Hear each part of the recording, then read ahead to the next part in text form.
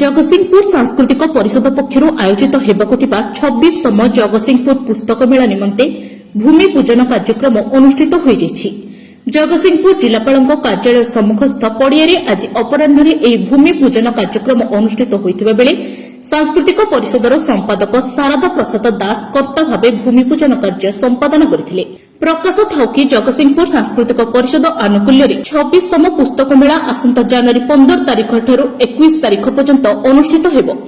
आजिर एही भूमि पूजन अवसर में सांस्कृतिक परिषदर कार्यकारी अध्यक्ष विप्लव चौधरी, उपाध्यक्ष विजय कुमार राउत, उपाध्यक्ष गणेश्वर माणिया, जुग्म संपादक डॉ सुधीर कुमार महांती, जुग्म संपादक नरेश दास, कोषाध्यक्ष प्रशांत कुमार महापात्र, परिषदर सदस्य मधुसूदन साहू, प्रभात दास, उमाकांत दास, मनोज कुमार महापात्र, डॉ सुरेन्द्रनाथ त्रिपाठी, मनोज कुमार दास, लोकनाथ दास, सरोजकांत साहू, डॉ निरंजन विश्वाल, विबुध कुमार महांती, प्रदीप कुमार मित्र, मानस कुमार कानूनगो, कृष्णचंद्र प्रधान, निवेदिता महांती, कैलाश मल्लिक, अतनु कुमार स्वाइन, जितेन्द्र प्रधान, रोमियो राय प्रमुख उपस्थित थिले।